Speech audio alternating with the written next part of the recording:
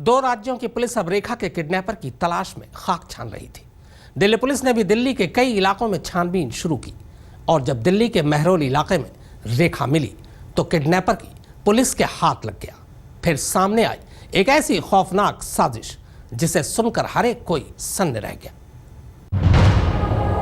Delhi police की crime branch ने ransom call करने वाले की लोकेशन महरौली इलाके में ट्रेस की। पुलिस ने महरौली के कई गेस्ट हाउस में रेड शुरू की और एक गेस्ट हाउस में रेखा और सुजॉय को पकड़ लिया। और फिर रेखा को पुलिस ने सुजॉय की जो कहानी सुनाई तो वो भी हैरान रह गई। दरअसल सुजॉय ने प्लानिंग के तहत रेखा से प्यार का नाटक किया था और शादी का वादा किया और दिल्ली लेकर भाग आया था, लेकिन उसके इरादे कुछ और ही थे। जी हां, सुजॉय ही वो शख्स था जिसने रेखा के पिता को फोन कर 10 लाख रुपए की फिरौती की मांग की थी। और फिर यहाँ दिल्ली पहुँच के उसके फादर को इन्होंने रैंसम कॉल किया, ये आपकी लड़की हमारे पास है। और पहले तो उससे दोस्ती बढ़ाई थी, लेकिन बाद में फिर रैंसम का कॉल किया।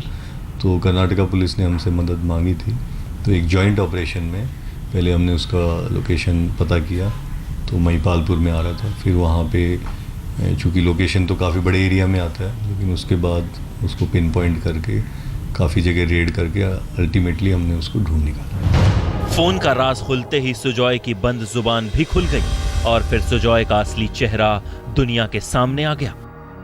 दरअसल सुजॉय रेखा से शादी नहीं करना चाहता था, बल्कि उसने तो रेखा का अपहरण कर रखा था और वो रेखा को रिहा करने के लिए 10 लाख रुपए की फिरौती मांग रहा था। सुजॉय तो अब सलाखों के पीछे है और वो भी रेखा से अलग, यानी सुजॉय तो आशिक से मुजरिम बन बैठा और रेखा की हसरतें अधूरी रह गई। वो हसरतें जिसकी नींव एक मिस्ड कॉल ने रखी और जिसका अंजाम एक खौफनाक साजिश की शक्ल में सामने आया। लड़की को ना समझना उसके परिवार वालों के लिए काफी खतरनाक साबित हुआ। यही वजह रही कि आरोपी उसे बहला फुसलाकर दिल्ली ले आया और उसे बिना बताए उसके परिवार वालों से फिरौती के लिए रकम मांगने लगा। बहरहाल अब वो अपनी सही जगह यानी जेल की सलाखों के पीछे है।